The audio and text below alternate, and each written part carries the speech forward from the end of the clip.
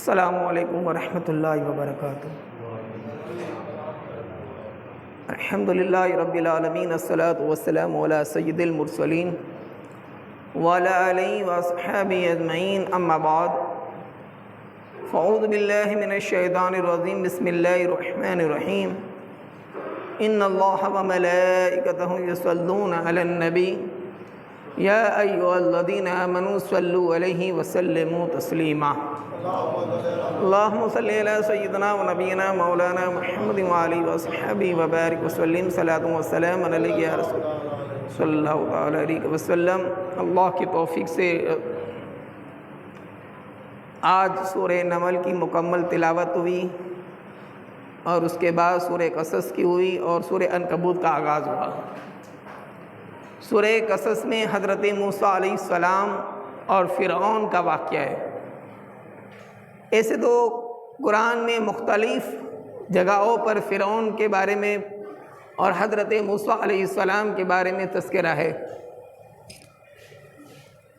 فرعون سرکشی پر تھا، اپنے آپ کو خدا کہلواتا تھا، اور اس کے دو گروپ تھے۔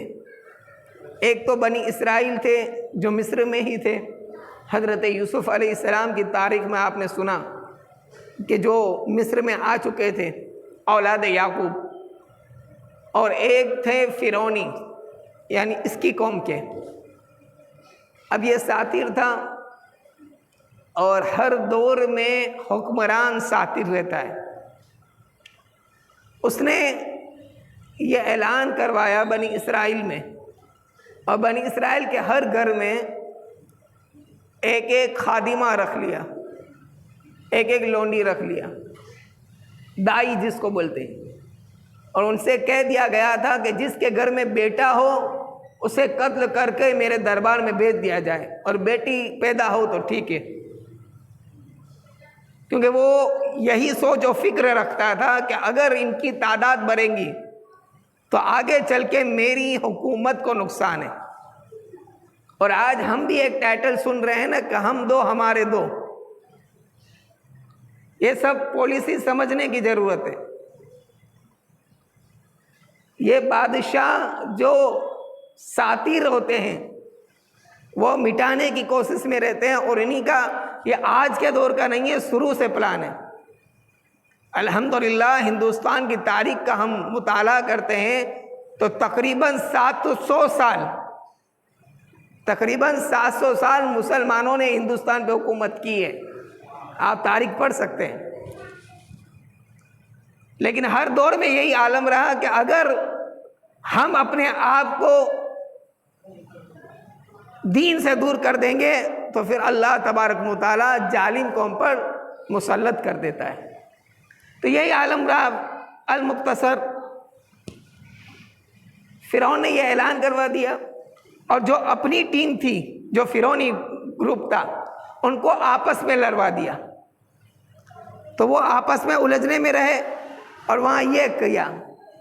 اب اتفاق سے حضرت موسیٰ علیہ السلام کی والدہ حمل سے ٹھہری، تو اللہ تبارک و تعالیٰ کی جانب سے آپ کو الہام ہوا کہ یہ بچے کی حفاظت ہماری ذمہ داری ہے۔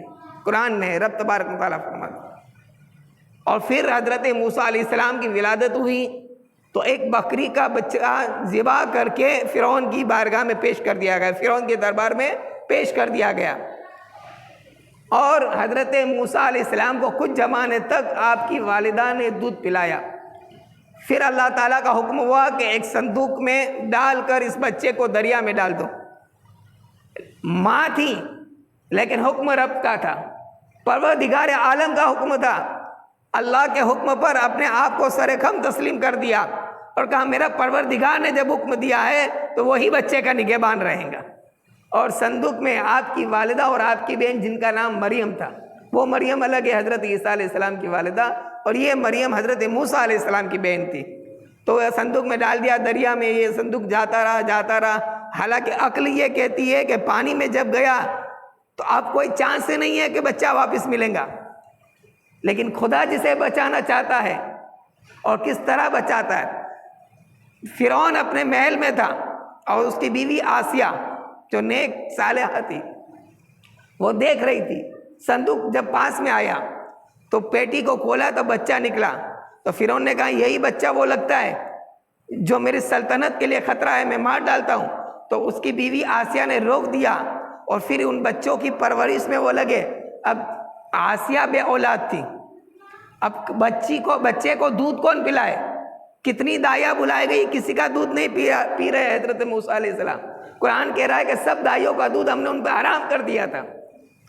پھر ان کی بہن کو پتا چلا, وہ آئی اور اپنی والدہ کو لے کر گئی خاموشی کے ساتھ. تو حضرت موسیٰ علیہ السلام والدہ کی گود میں آئے اور مسکرائے اور ماں کا دودھ پینے لگے.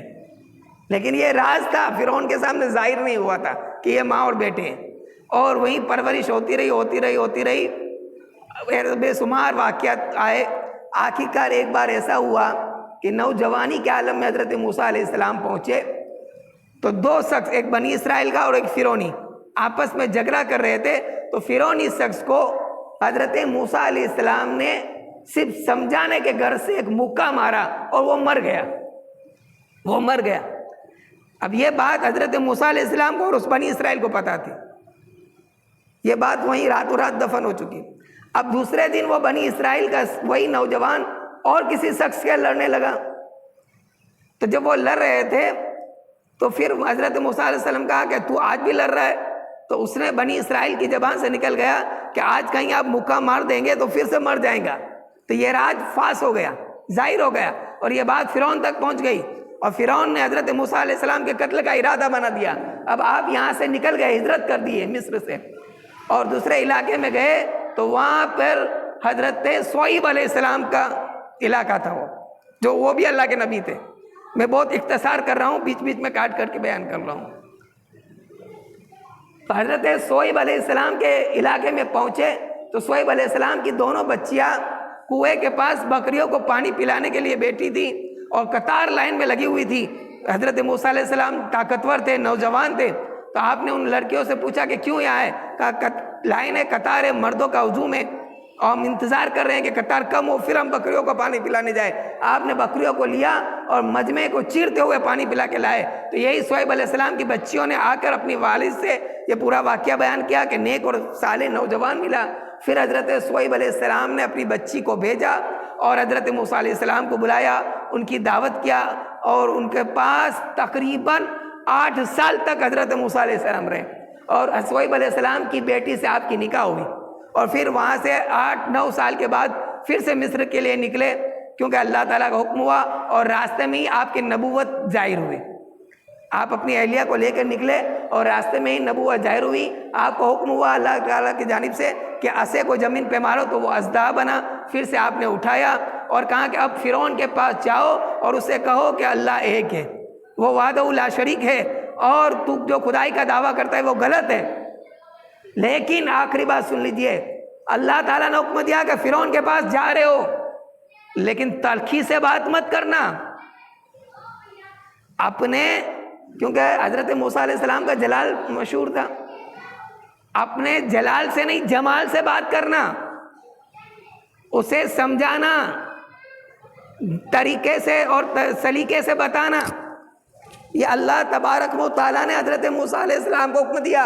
اور اس واقعے سے یہ عبرت تمام مبلغین کو, علماء کو ہے کہ جب تم اگر کسی کی اصلاح کرو تو تلخی کے ساتھ نہیں. اگر کوئی نوجوان 2-3 انگوٹھیاں پہنا ہے اور اسے جا کر ہم کہہ دیں گے انگوٹھی اتار, جوانی کا جو سے وہ الٹا کہیں گا نہیں اتاروں گا تو کیا کریں گے, ہے نا. تو اسے سمجھانا ہے ہمیں. اسی طریقے سے اصلاح کی ایک طریقہ جو رہتا ہے وہی اللہ تبارک و تعالیٰ نے حضرت موسیٰ علیہ السلام سے کہا کہ تلخی سے, تیز دماغی سے, جلال سے فرعون سے بات مت کرنا. اس کے بعد جو ہوگا اگر نہیں مانیں گا تو اس کا جو انجام ہوگا, جو عذاب ہوگا وہ ہمیں دینا ہے. تو اس طریقے سے اللہ تبارک و تعالیٰ نے اس سورہ قصص کے اندر حضرت موسیٰ علیہ السلام اور فرعون کے واقعوں کو بیان کیا ہے. واقعہ بہت تفسیر کے ساتھ ہے, میں نے اختصار کے ساتھ آپ کے سامنے پیش کیا کیونکہ آج کی مبارک رات حضرت سیدنا نواسہ رسول امام حسن مصطفیٰ رضی اللہ تعالیٰ عنہ کی ولادت کے دن ہے. اور ہمیں کسی کو کہنے کی ضرورت نہیں ہے کوئی ہمیں کہہ نہیں سکتا کہ تم پنجتن کو یاد کرتے کہ نہیں. یہ سوشل میڈیا پہ جو میسج گھوم رہے ہیں کہ اگر آج جمعے میں خطیب امام حسن پہ بیان کریں گا تبھی ہم اس کو اہل بیت کا عاشق مانیں گے. یہ کون سی کتاب میں لکھا ہے؟ ارے عاشق اہل بیت تو وہ ہے کہ امام حسن کے طریقے پر چلے، اور امام حسن کا طریقہ وہ ہے کہ امام حسن نے جس سے صلح کر لیا ہم اسے صحابی رسول مانتے ہیں. جس امام حسن نے جس امیر معاویہ رضی اللہ تعالیٰ عنہ سے صلح کر لیا ہم اسے اپنے سر کا تاج مانتے ہیں، اور جس امام حسین نے یزید سے جنگ کیا ہم اسے بدبخت مانتے ہیں. یہ ہے اہل سنت کا بیڑا پار، اصحاب حضور. نظم ہے اور ناو ہے اطرت رسول اللہ کی. ہمیں یہ سکھایا گیا ہے. لہذا آج ہم امام حسن رضی اللہ تعالیٰ عنہ کی بارگاہ میں خراج عقیدت پیش کریں گے، فاتحہ خوانی ہوں گی. اللہ تبارک و تعالیٰ امام حسن رضی اللہ تعالیٰ عنہ کے نقش قدم پر ہم کام کو چلنے کی توفیق رفیق عطا فرمائے. سدہ 100 ہمارا ٹاپک شروع ہوا تھا. سدہ 100 کے مسلک حنفی میں، امام اعظم کے مسلک میں 3 طریقے ہیں. آج ایک طریقہ آپ سن لیجئے. پہلا طریقہ جو مشہور ہے اور یہی طریقہ رائج بھی ہے کہ آپ قاعدہ آخرہ میں التحیات پڑھنے کے بعد سیدھی طرف سلام پھیر کر 2 سجدے کرنے، اور اس کے بعد التحیات درود ابراہیم دعائے معصورہ پڑھ کر اپنی نماز کو مکمل کرنا ہے. یہی سدہ 100 کا پہلے نمبر کا طریقہ ہے.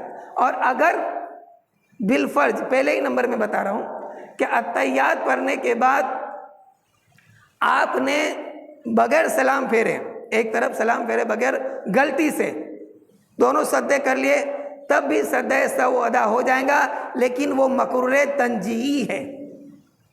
مکرور تنجیہی ہے. اگر جان بوجھ کر نہیں، بے خیالی میں سلام بغیر اگر 2 سجدے کر لیے تو سدہ 100 ہو جائیں گا، نماز بھی ہو جائیں گی. اور اگر التحیات کے بعد دونوں طرف سلام پھیر لیا اور پھر فوراً یاد آ گیا کہ سدہ 100 تھا تو تب بھی 2 سجدے کر لیں گے، اور اس کے بعد التحیات درود ابراہیم دعائے معصورہ پڑھ لیں گے، تب بھی نماز ہو جائیں گی. اللہ تبارک و تعالیٰ میں نیک عمل کی توفیق عطا فرمائے. استغفر اللہ ربی من کل ذنب و اتوب الیہ.